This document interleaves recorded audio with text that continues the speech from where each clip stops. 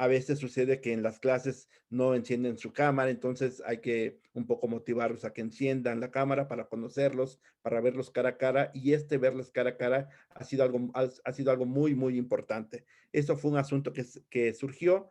También creo que la virtualidad nos ha obligado o ha obligado a los docentes a hacer un esfuerzo mucho mayor para poder acompañarlos de mejor manera, ¿no? Buscar estrategias de acercamiento, de acompañamiento, de motivación, de saber quiénes son.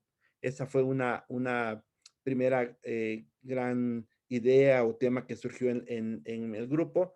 Otra idea que surgió fue también que la virtualidad de alguna manera nos ha obligado a innovar o a ser más creativos, de echar mano de todos los recursos que tenemos a nuestro alrededor, tanto humanos como tecnológicos, como de creatividad para poder estar como muy atento y muy alerta a las cosas no previstas que puedan suceder durante la clase. Por ejemplo, ¿qué hacer si se va la luz, no? Bueno, ahí tener claro alguna actividad, tener previsto alguna actividad si es que llega a haber un fallo de suministro de energía eléctrica o si se cae el internet, qué hacer, como contar con diversos recursos y herramientas que nos permitan poder sortear de buena manera estas, digamos, deficiencias del entorno, ¿no? Y entonces creo que eso ha obligado que nuestros docentes puedan echar mano de su creatividad, de aprender a usar de mejor manera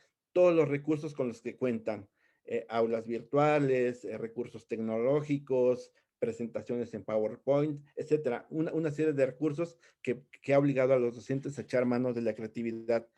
Y una tercera gran idea que salió en el grupo fue la de que, pues, esta situación extraordinaria que se presenta en el país y en todo el mundo, el de la pandemia, pues va a obligar a la escuela, a la universidad, a los docentes a aprender a trabajar como en dos grandes pistas o de dos grandes maneras. Uno de manera presencial, eso seguramente en el corto plazo va a lograrse, pero también como estar dispuestos a seguir trabajando en esta línea de la virtualidad. Creo que esto de la virtualidad también llegó para quedarse. Entonces, creo que ese es un reto que hay que empezar a plantearnos, cómo como docentes podemos seguir trabajando como en estas dos grandes pistas, lo virtual por un lado o lo presencial por otro lado, y creo que el reto es poder saber hacer frente o poder trabajar en estas dos pistas. Eso a grandes rasgos sería lo que se discutió en grupo. Muchas gracias. A ti, Alfredo, muchas gracias. Pasamos con el cuarto grupo, por favor. Claro que sí, mi compañera Adriana García, Sánchez García nos va a hacer los comentarios, muy interesantes, por cierto. Adelante, Adri. Bien, si no está, entonces yo puedo hacerlo y empezaré con el primero. Un principal y que se dio ejemplo como estos recursos, cómo resolver estas situaciones técnicas o tecnológicas, como cuando no podemos compartir el archivo o no se escucha nuestro micrófono, en fin, ¿no? Este tipo de situaciones, pues un docente tiene que estar, ¿no? Digamos, pues muy presente en esto y tener el dominio de estas cosas para resolverlos. Otro de los comentarios también es aprender a estar cerca de ellos en estos momentos de contingencia, ¿no? Aprender a resolver también estos rituales a través de la pantalla, ¿no? Cómo a través de una pantalla podemos resolver esta cercanía con los estudiantes, ¿no? También cómo demostrarles nuestro aprecio en estos momentos para que ellos se sientan también acompañados. Otro comentario que también es muy interesante es cómo acercar algunos recursos de ayuda psicológica, ¿no? Para los estudiantes. Muchos de ellos están estresados, muchos de ellos no es que no quieran abrir su cámara, sino que pueden tener ciertos problemas y el papel del docente es cómo poder acercarse a ellos en estos momentos de pandemia, cómo resolver, ¿no? las actitudes de los chicos, ¿no? Cómo se sienten y también aprender a ser muy empáticos con los estudiantes. Otra cosa es asumirnos desde este privilegio que tenemos de acompañar a nuestros estudiantes, pero también un privilegio sentirnos acompañados por ellos, ¿no?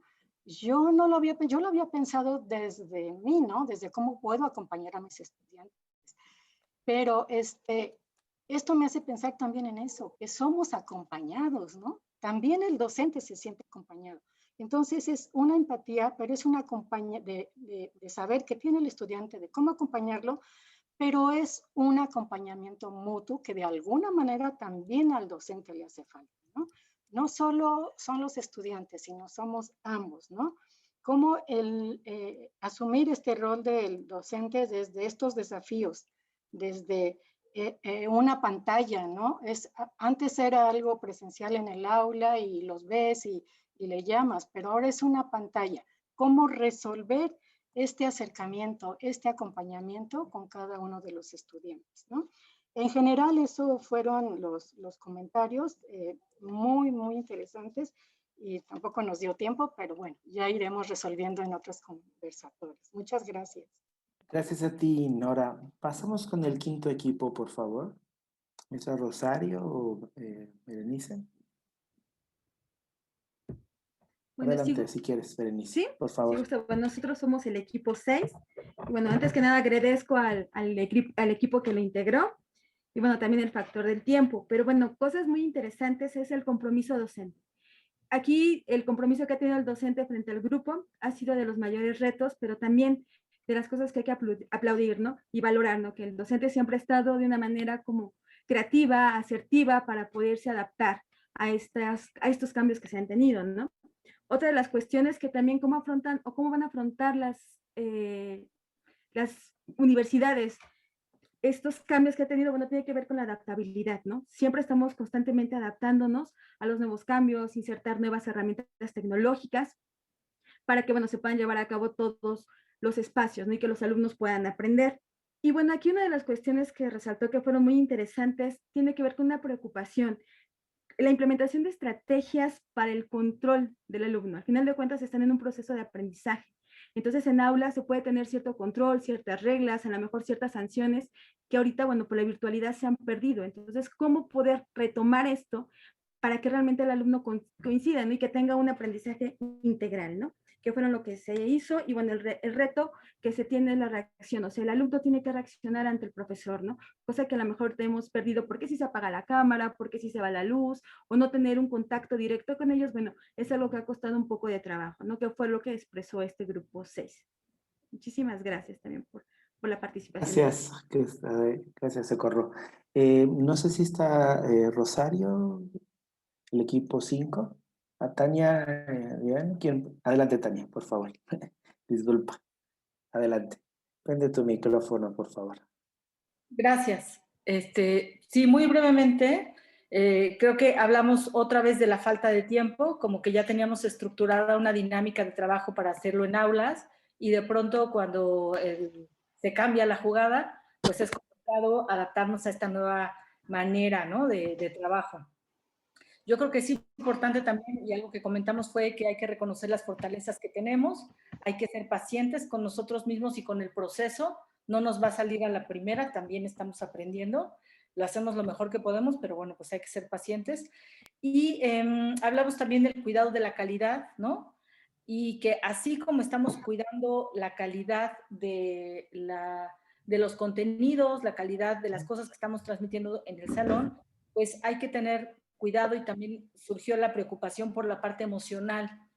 Uno de los compañeros de Iberoméxico compartió con nosotros un FODA que apenas pudimos ver un momentito, pero sería muy interesante como profundizar en ello, ¿no?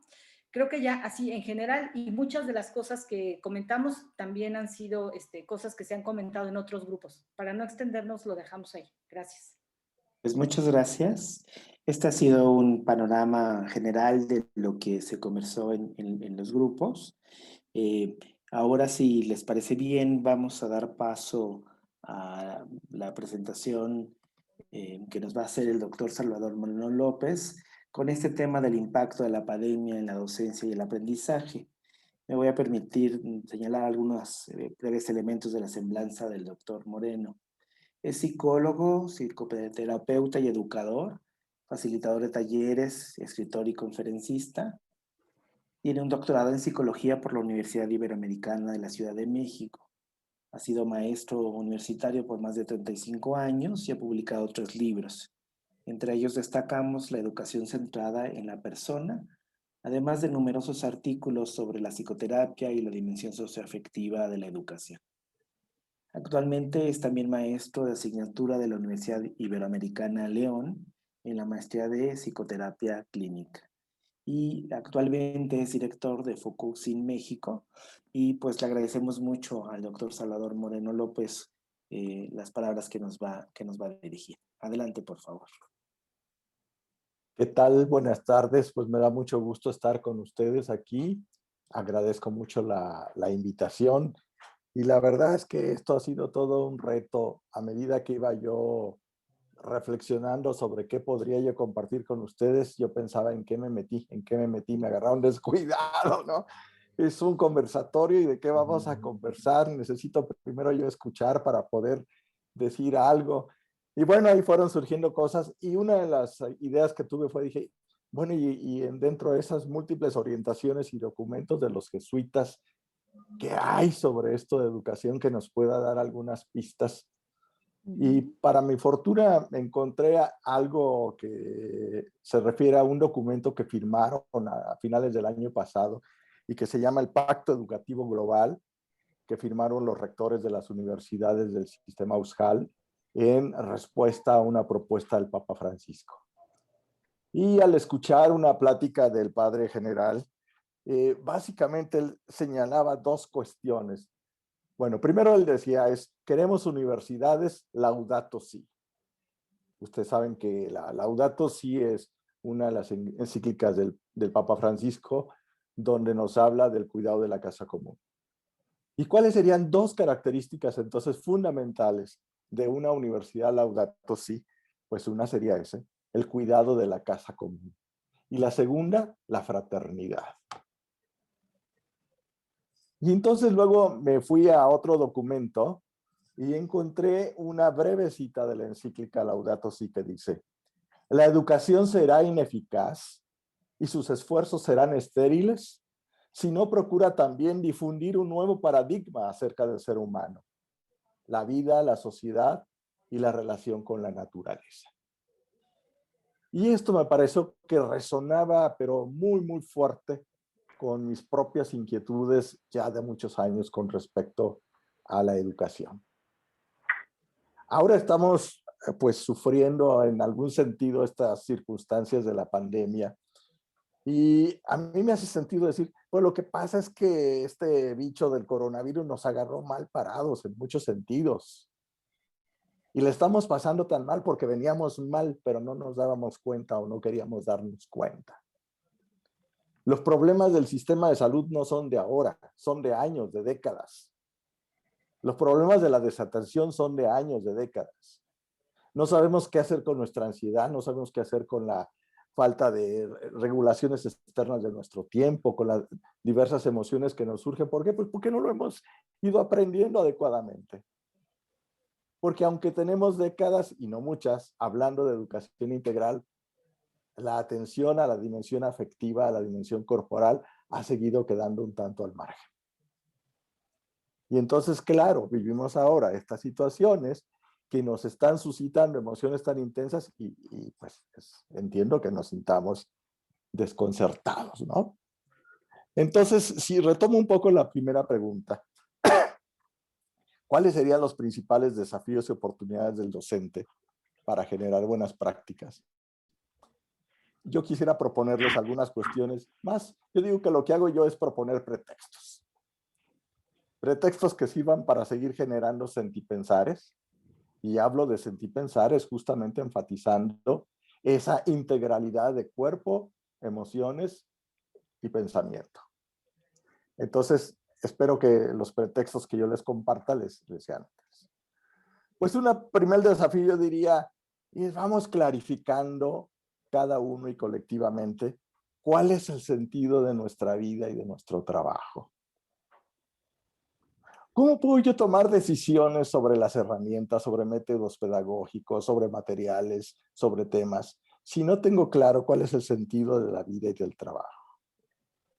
Porque yo creo que finalmente educar y formar, en el espíritu que he estado leyendo también en estos documentos, es aprender a vivir, aprender a darle este sentido a la vida, a las relaciones con los demás, a resolver problemas con una visión de equidad, de justicia, de cuidado de la casa común. Y si eso yo no lo tengo en mí y no lo comparto con mis colegas en el día a día, pues puede ser que ni note cómo el correo que redacté es ajeno a eso, o mi manera de escuchar, o mi manera de plantear los requisitos del programa, que tienen que ver con todo eso, ¿no? Finalmente, aprender a vivir lo vamos haciendo en nuestros modos cotidianos de relación, de comunicación. Y eso es algo muy poco atendido en general en las escuelas desde hace muchos años. Siempre creemos que lo más importante viene con los temas. Entonces, cuando se puso hace años de moda que había que atender la autoestima, moles. Montón de talleres de autoestima, porque había que trabajar la autoestima y cuidar la autoestima. Alguna vez me acuerdo que en alguna escuela les decía, ¿y por qué mejor no revisan cómo se tratan ustedes? ¿Cómo se llevan entre ustedes? ¿Cómo se comunican entre ustedes? Y les ponían algunos ejemplos, porque con esto y con esto y con esto, pues como que no están reconociéndose su valor como personas. No se tratan con ese respeto a la dignidad personal. Entonces, ¿de qué va a servir el curso de autoestima? ¿No? Queda ahí como un adorno si ya cumplimos, ¿no? Entonces, bueno, ese es uno. La otra cuestión es para los docentes, que yo preferiría llamarnos educadores o promotores educativos, aunque tenga esas otras connotaciones. ¿Cómo cuida cada quien de sí mismo, de sí misma? Fíjense, cuando escuchaba yo todo lo que tendrían que hacer, yo decía, híjole, pues me brinca a mí como una sobreexigencia que desde hace también muchos años me parece que hay en el trabajo para los profesores y las profesoras. De repente pareciera que tenemos que ser una especie de superhéroes, ¿no? Dispuestos a todos, a los grandes sacrificios y a las grandes proezas. Y entonces, bueno, si ahora te tienes que sobrecargar un poquito más de trabajo, pues tómalo con convicción, con paciencia. Es parte de tu trabajo.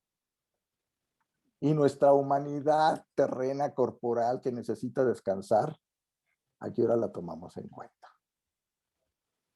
Y yo digo, pues si no nos cuidamos a nosotros mismos, y hablo de cuidarme a uno personalmente, pero también cuidarnos, es decir, cuidarnos entre todos, porque esta no es una cuestión individual, es una cuestión colectiva.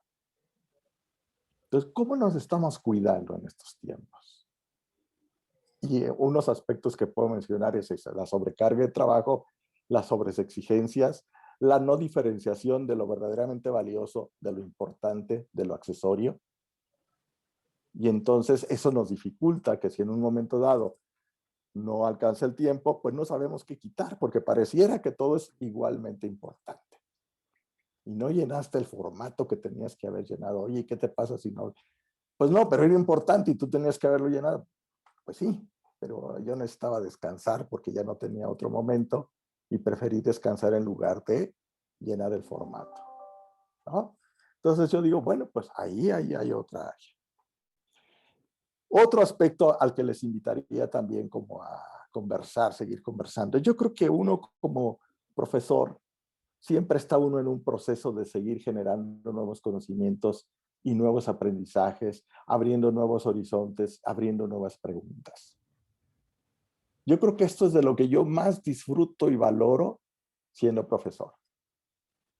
Alguien me preguntaba alguna vez, oye, pero ¿no te enfadas trabajando los mismos temas? Pues fíjate que no me enfado porque jamás he tenido un curso igual a otro. Porque cuando empezamos a conversar con los estudiantes, bueno, salen preguntas que yo digo, esto nunca se me hubiera ocurrido a mí preguntarme. Y ahí está, ¿no? La pregunta que me invita a ver, otro aspecto de la realidad, de la problemática, las propuestas que también ahí están, ¿no? Y digo, bueno, pues eso lo hace disfrutable. Yo necesito disfrutar también del trabajo docente para poder compartir ese disfrute con los alumnos. O sea, no me puedo yo imaginar sufriendo en el trabajo docente y buscando que los alumnos estén motivados, estén contentos, se interesen. Creo que sería difícil. Entonces, pero me parece que esta beta a veces tampoco está como muy atendida, ¿no? Y aquí yo diría es otra vez, estas posibilidades de conversar entre colegas para seguir aprendiendo, para hacernos preguntas, para darnos la oportunidad de ir generando nuevas respuestas, ¿no? El otro día comentaba, de repente en la escuela se puede colar la idea de que yo como profesor debo de tener todas las respuestas. Y la verdad es que sufría cuando yo creía eso. Porque apenas alguien levantaba la mano y ¿qué me va a preguntar? No se va a saber responder. Cuando me dije, no, es que no tienes que saber todas las respuestas. Y bien puedes decir, no lo sé, vamos a averiguarlo. Pero el otro punto también es, no tienes que saber la respuesta a la pregunta que te están planteando en ese momento, pero sí puedes saber cómo empezar a generar una respuesta en ese momento a esa pregunta. Y eso para mí es también parte de la riqueza, ¿no? Es decir, y entonces también digo, bueno, pues es algo que yo también quiero compartir con mis alumnos, ¿no? Que ellos y ellas también aprendan cómo generar nuevas respuestas a las preguntas inesperadas. En el trabajo que yo hago en la formación como psicoterapeutas, muchas veces la angustia, oye, ¿y qué le digo si me dice tal cosa? Le digo, el asunto es que primero no sabes qué te va a decir. Lo sabes hasta que te lo diga. Y como es novedad, no puedes tener la respuesta ya preparada.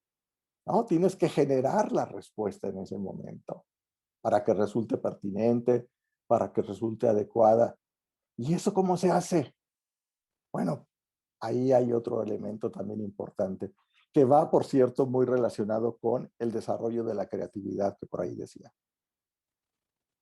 Ciertamente estas condiciones diferentes nos han implicado, nos han invitado a ser creativos. Pero ¿qué condiciones favorecen el desarrollo de la creatividad? ¿Cómo entra el cuerpo en juego en la expresión creativa? ¿Cómo entran los afectos en juego en la expresión creativa? Sabemos ahora mucho más de lo que sabíamos más antes, pero en la medida en que lo vayamos comprendiendo, lo podemos también impulsar mejor, ¿no?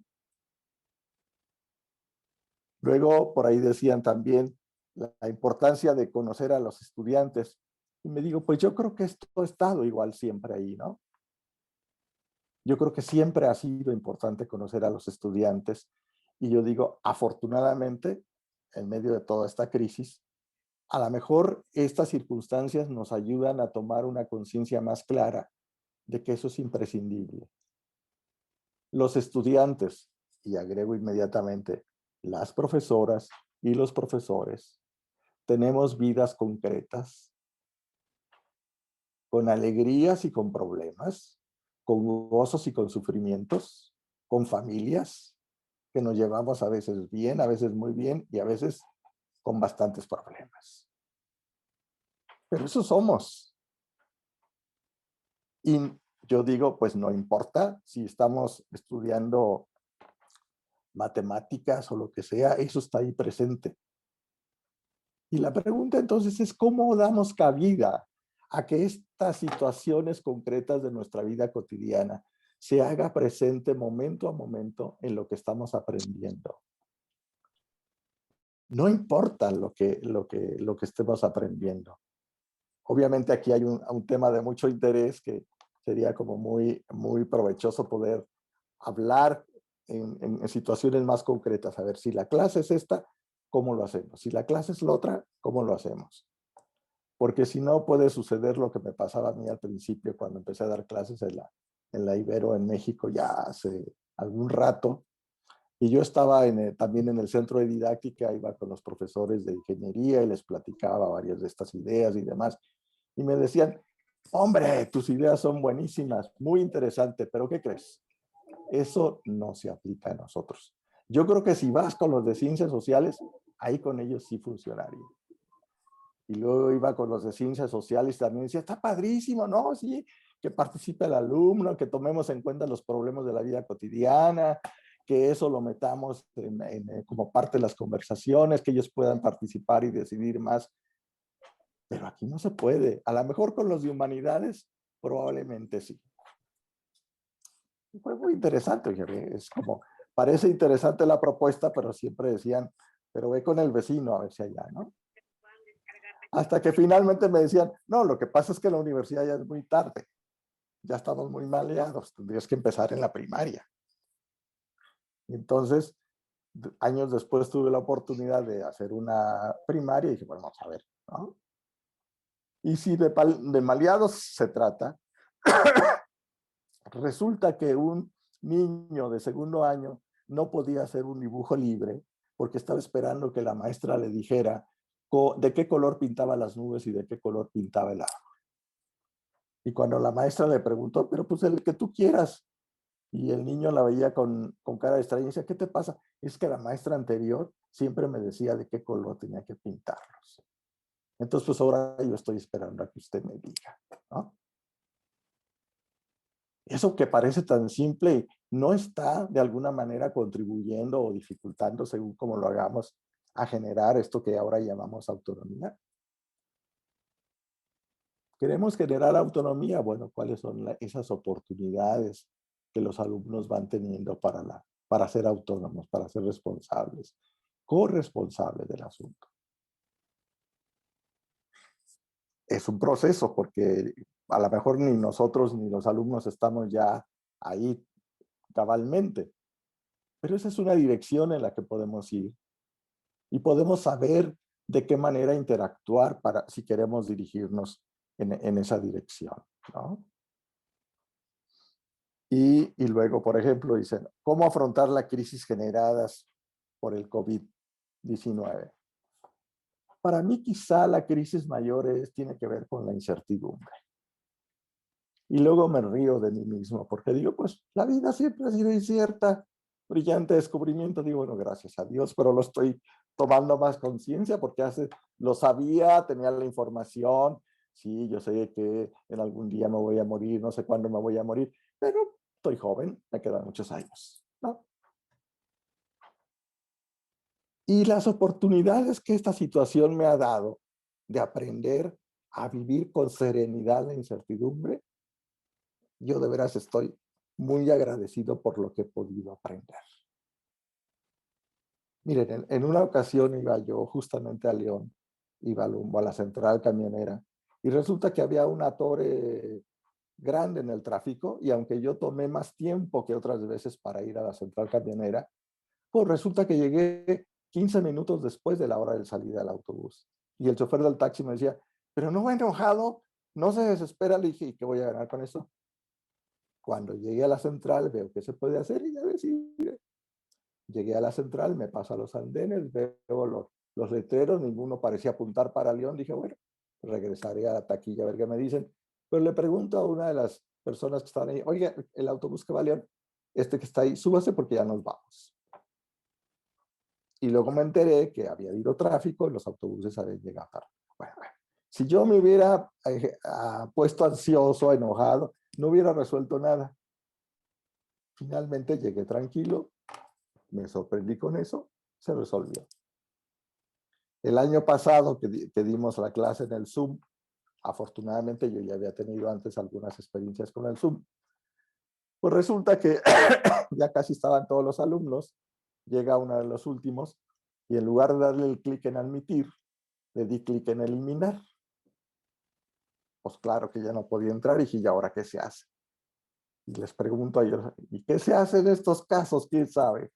Bueno, 2 o 3 de ellos ya empezaron a buscar. Y, pues maestro, no hay de otra. Tenemos que salirnos todos y volvemos a entrar. Muy bien, nos salimos todos y volvemos a entrar.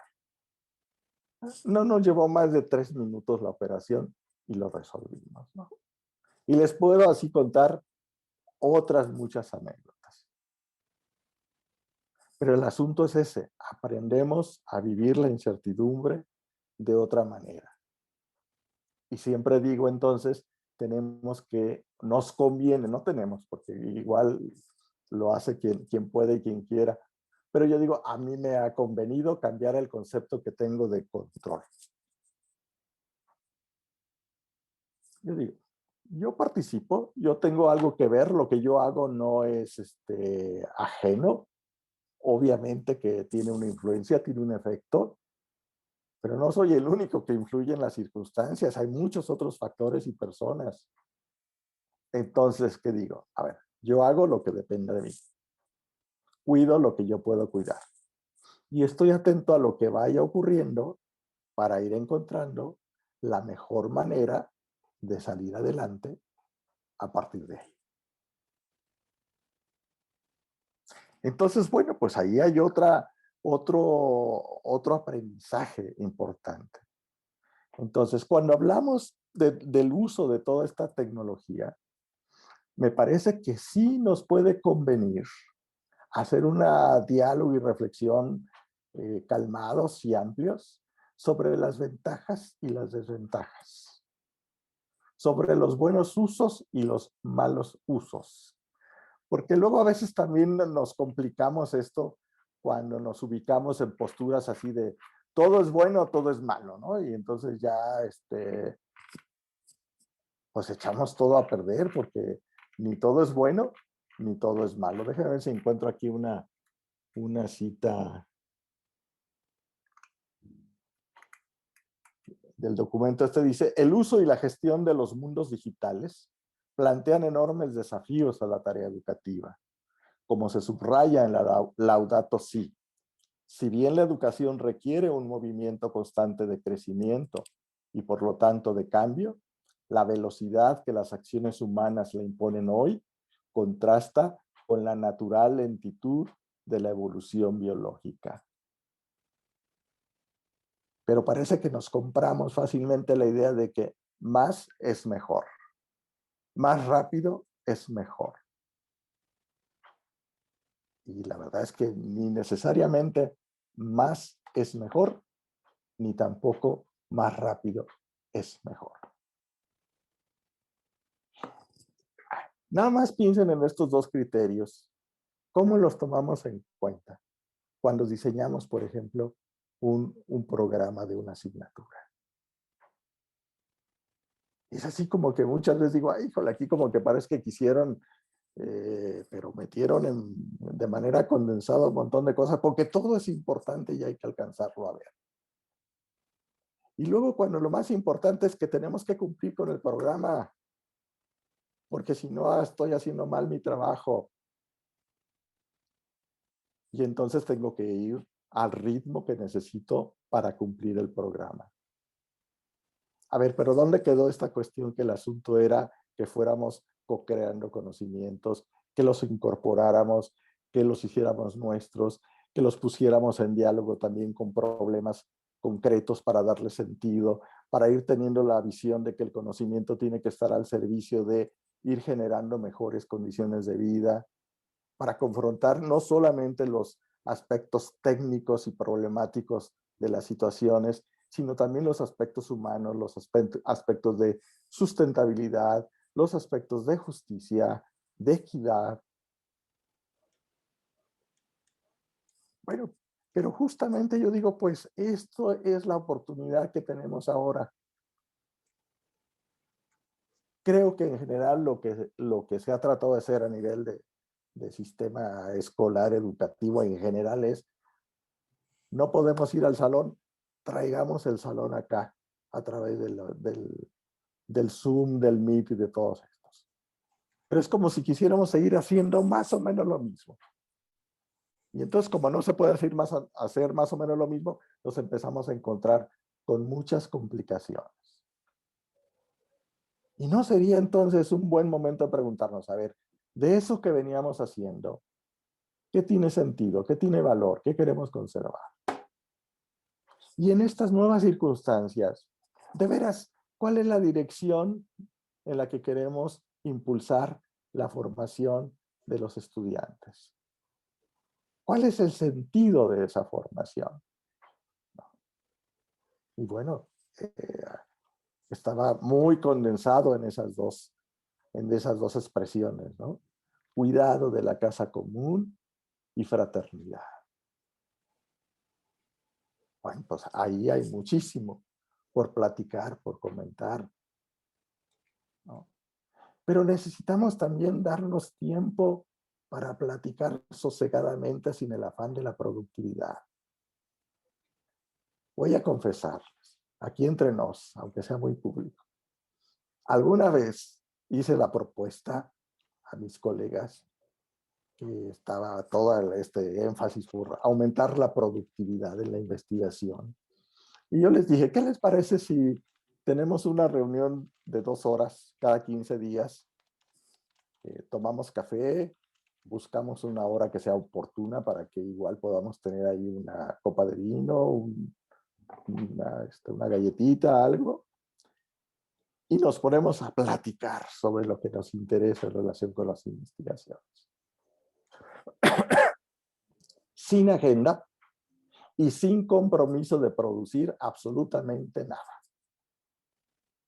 Solo con el afán de contrastar, compartir nuestras inquietudes, nuestros puntos de vista, poder plantear ideas tentativas, problemas, dudas, vacilaciones, errores, sin que tengamos la mirada crítica. Ah, ya sabía yo que tú no eres bueno para eso, o ya sabía yo que tú no lo haces. No, pues,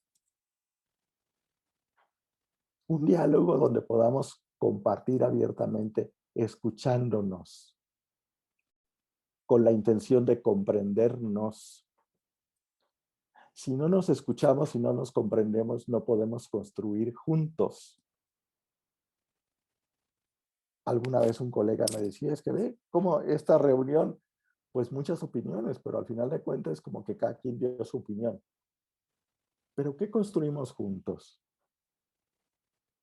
¿Cuál es eso nuevo que surgió en el grupo que podemos decir, no es ni de esta persona, ni de esta, ni de esta? Es el resultado de cómo fuimos conversando y escuchando, y cómo al yo escucharte me inspiraba y me suscitaba una nueva idea que la compartía, y esa a su vez le inspiraba a alguien más que traía otra idea distinta, y pues entonces sí, co-creando algo nuevo y diferente.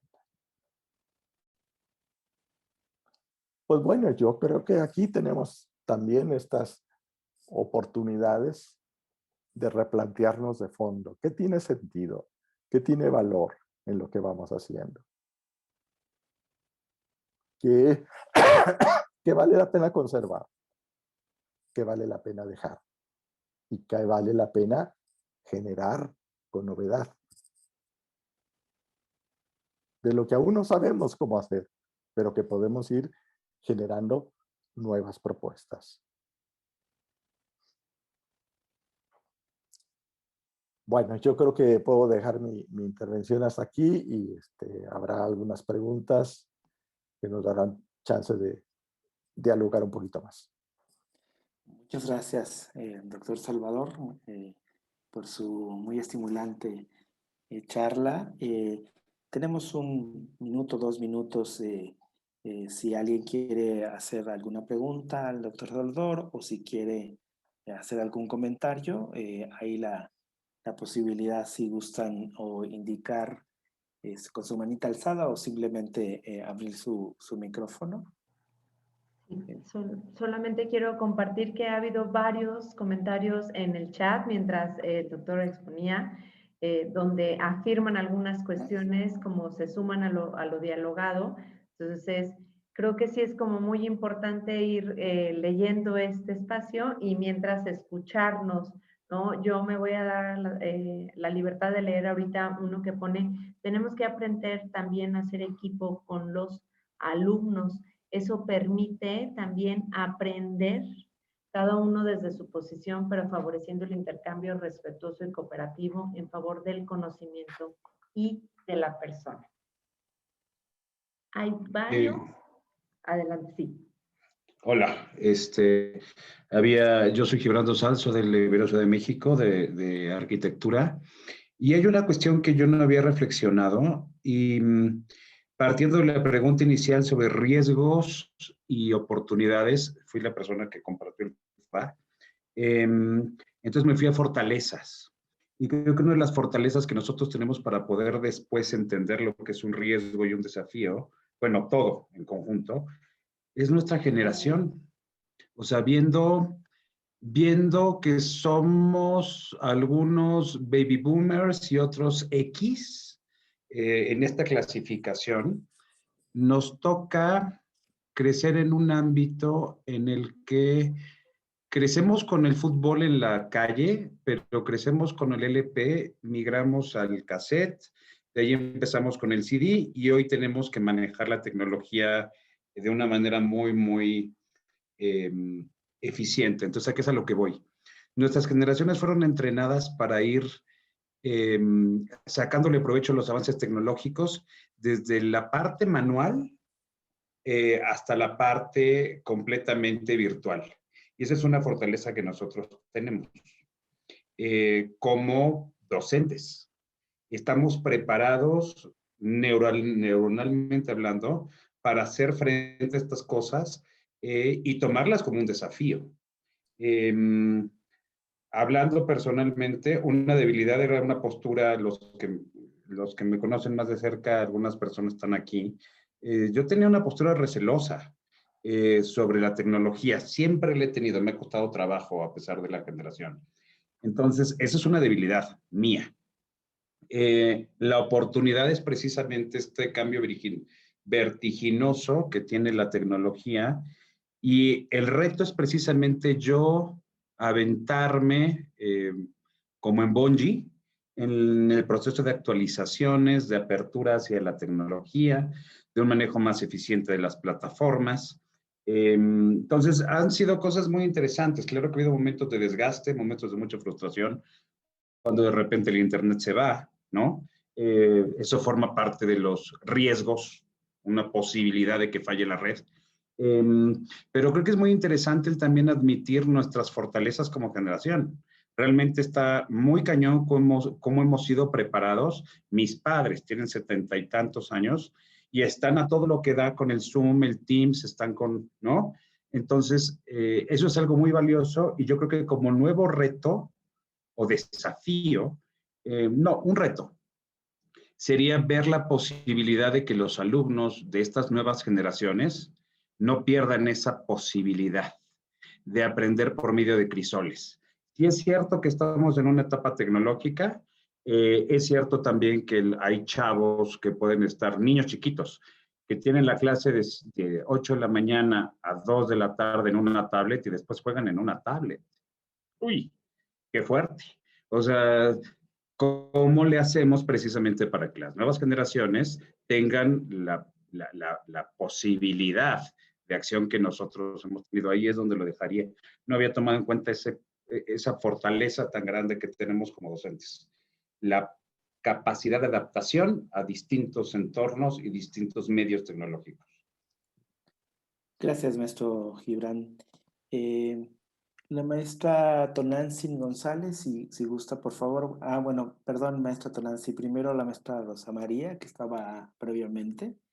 Les pedía nada más que fueran muy concretitas porque no queremos abusar de su tiempo y queremos terminar puntualmente a la hora señalada. Entonces, primero la maestra Rosa María, por favor. Muchas gracias por volverte a encontrar.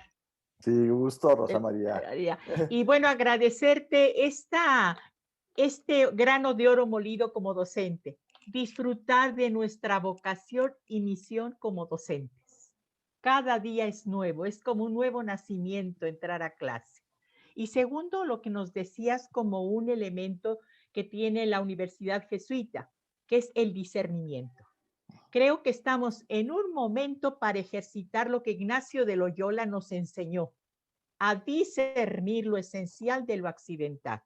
Y nos has dado un grano de oro que es, ¿qué tenemos que dejar, soltar, para lanzarlos a un nuevo horizonte y generar con confianza, con fe, con esperanza, esta fraternidad y este cuidado de la casa común. Gracias por tus propuestas, por tus pretextos que vienen a ser también para desarrollo humano, una fuerza para poder continuar humanizándonos. Gracias, Salvador. Muchas gracias, maestra Un Rosa María. gusto. Tonancy, por favor, la maestra Tonancy González, adelante, por favor. Si gustas abrir tu micrófono. Qué amables, muchas gracias. Pues antes que nada, muchas gracias al doctor Salvador, la verdad que una plática excelentísima, y aunado a lo que acaba de comentar la maestra que me antecedió en la palabra, yo lo que tomaría ya a manera de ser más concreto es aquello que menciona en las reuniones cuando se reúne uno con maestros con la finalidad de ver qué se va a investigar, ese fortalecimiento y el aprendizaje que de alguna manera tomamos todos. Pues yo lo tomo como algo así como una analogía, y creo que en el salón de clases, ya sea virtual o presencial, a mí me gustan las dos modalidades, les seré sincera, el tomar el salón de clases como un centro de aprendizaje, tanto para los alumnos como para uno, creo que nos enriquece a todos y llegamos exactamente a la esencia del conocimiento, de lo que verdaderamente nos genera crecimiento como personas, a los estudiantes ahora sí que en su nivel, y a nosotros como profesores también en nuestro nivel. Entonces, creo que hacer ese centro como ahora sí que un punto que germina el conocimiento desde la perspectiva de cada uno de nosotros, como algo de lo que mencionó muy gratamente el doctor, creo que es lo que nos engrandece a todos como personas, ¿no? Primero, y ya después como en el rol que cada uno de nosotros tenemos. Muchas gracias. Gracias, maestra Tonancy. Gracias por sus palabras. Maestro Sergio Molano, por favor, si gusta abrir su micrófono, adelante. Listo, gracias. Primero, muchas gracias al doctor Salvador Moreno. Siempre es un gusto escucharle en estos espacios donde podemos compartir. Muchas gracias por el esfuerzo de no solo de vincularnos con nuestros colegas, sino con nuestros colegas más allá de las instituciones en las que elaboramos cotidianamente. Yo creo que eso es algo especialmente valioso. Me quedo con estas ideas sobre el cuidado, sobre el sentido de la docencia, sobre el discernimiento, y me gustaría como poner sobre la mesa cómo se podría hacer esto en un mundo, por ejemplo, en el que hay que entregar con fechas límite, en el que tenemos tiempos establecidos, en los que para algunos actualizaciones de planes de estudio, para algunos hablamos del SNI, ¿no? Del Sistema Nacional de Investigadores, para otros, etcétera, etcétera, etcétera. Este mundo que de alguna manera nos ha venido comiendo y que para los profesores, investigadores, pues nos metemos en ese mundo y a veces no ponemos mucha atención en lo que verdaderamente es importante, en nuestro cuidado, en eso que tiene sentido para nosotros la docencia, cómo podemos pues equilibrar, comparar todo este tipo de cosas en este mundo contemporáneo. Gracias, maestro Sergio. No sé, doctor Salvador, si quisiera hacer algún comentario general de los comentarios o de las preguntas que se han ido expresando en este momento. Pues más que nada una invitación como a que se puedan ir generando estos tiempos y espacios de diálogo pausado, de discernimiento. Esto último que menciona Sergio, bueno, es una problemática compleja, no tiene, creo yo, respuestas sencillas de sí y no.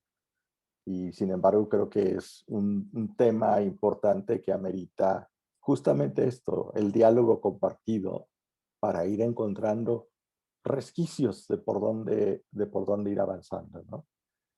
Yo creo que siempre ayuda el poder decir, bueno, a lo mejor no todos los cambios que quisiera los voy a tener rápido, pero si logramos abrir un poquito la puerta y hacemos algo diferente, una vez que hagamos eso diferente, tal vez podemos abrir un poquito más la puerta y podemos hacer algo también diferente y entonces vamos ganando el espacio, ¿no? Como que es también como esa invitación, pues. Y por otro lado, pues agradecer muchísimo esta invitación y esta oportunidad de haber estado con ustedes esta tarde. Para mí fue enriquecedor también escuchar sus comentarios, experiencias y preguntas. Pues muchas gracias, no solo a usted, doctor Salvador Moreno, sino a todos ustedes, profesores, profesoras, colegas, todos. Creo que ha sido esta una experiencia pues muy interesante y muy enriquecedora. Nos hacen falta estos espacios en donde nos encontremos pues todas las instituciones confiadas a la Compañía de Jesús de México. Lo que nos suscita un poco esta experiencia es, en primer lugar, estaremos muy atentos, leeremos con detenimiento sus comentarios, sus sugerencias, buscaremos la manera de generar esquemas y maneras de privilegiar la conversación entre nosotros. Y segundo, pues queremos invitarlos a este viernes a seguir conversando. Tenemos programado ya un segundo convocatoria este viernes próximo, que empezará a las 11 horas. Bien que mandamos unos vínculos para inscribirse previamente, es importante haberlo hecho con anticipación. En esta ocasión el tema estará más centrado en el rendimiento y la participación de los estudiantes, pero seguirá siendo la conversación en torno a las circunstancias y a la situación de cómo modifican nuestras prácticas docentes la pandemia. A mí solamente me restará, a nombre de todas mis colegas, de todos mis colegas homólogos del SUG, pues agradecerles mucho y la confianza de compartir entre todos y todas este espacio. Ven ustedes en pantalla un reconocimiento, una constancia que le haremos llegar a maestro Salvador Moreno.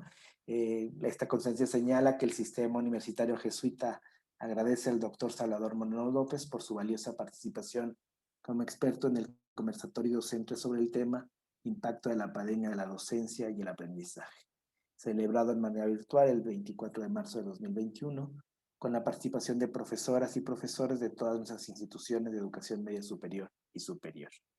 Pues estamos, como bien decía el doctor Salvador, invitados a la conversación sosegada. Pues entonces con mucho gusto nos encontraremos este próximo viernes y bueno, pues haremos los ajustes necesarios para que podamos aprovechar el mejor tiempo posible y generemos una dinámica en donde la conversación esté en el centro en esta ocasión. Pues muchas gracias y pues muy buenas tardes a todos y a todas, y en los horarios diferentes del México, los que ya son buenas noches. Buenas noches.